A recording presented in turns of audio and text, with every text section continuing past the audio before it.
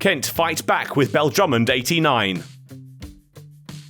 In the battle of the backmarkers at the Spitfire ground, it was Gloucestershire who set their stall out and steamed their way into a strong position on day one. Early wickets a worry, the recovery a successful one. Phillips to the fore with 125, and the visitors 12 away from 400 at the end of the first day of play.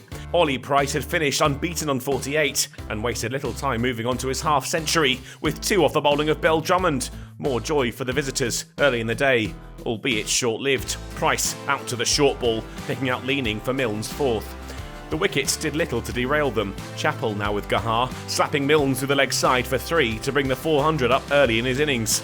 Gahar was looking to emulate Price before him with a 50, and was doing well to inch towards the total, only to be denied with just 1 more needed. Duffy dug one in, and Gahar was out caught behind, fending at it. With the score on 438, Chappell fell for the final wicket of the innings. Billings with a sensational catch following the edge off the bowling of Grant Stewart. Gloucestershire had set the tone, emphasised by Phillips' knock of 125, but Kent had fought back on day 2, taking the last 3 wickets for 50 runs when it could have been so much worse. Milne's their chief threat with 4 for 93. Gloucestershire struck early. A peach of a delivery from Chappell beat Robinson's defences and bowled the opener with 10 on the board.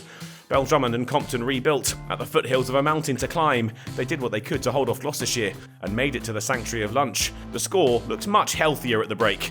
Kent 41 for 1, but still 397 in arrears. It was still tough going after the break for Kent, in a precarious position, but Beldrummond was playing the role of aggressor as Compton quietly dug in, and before long they'd built a 93-ball 50-run partnership.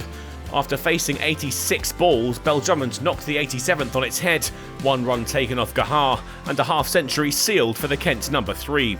Another single from Beldrummond put 3 figures on the board for the hosts. And when Compton leaned on one from Price for 2, the second wicket was worth 100 runs. The battling partnership went from strength to strength, Compton sneaking his way up into the 40s as T approached quickly. He watched on from the other end as Beldrummond took a single off Phillips to move the score on to 150. A Compton bat rate has almost become a bit of a formality in a Kent innings this season, and he was there again, 50 runs to his name. A vintage campaign for the Kent opener continued, up to the half-century of 131 deliveries, and T taken with the score 151 for 1.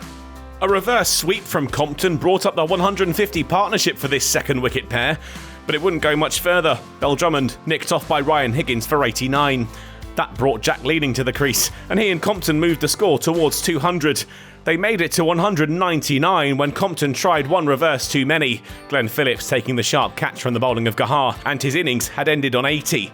200 was up with a single from the captain Leaning. He and Cox wary of the final few overs of the day, but still managing to accumulate and move towards the halfway point to parity. They were 220 behind with a loss of just 3 wickets. Still a long way to go, but good defiance had been shown so far by the 4th wicket pair in the closing stages of the day. Gloucestershire showed there are plenty of runs to be had out there on a surface that looks good for batting. Kent need to keep their heads, otherwise it could be a tough third day in Canterbury.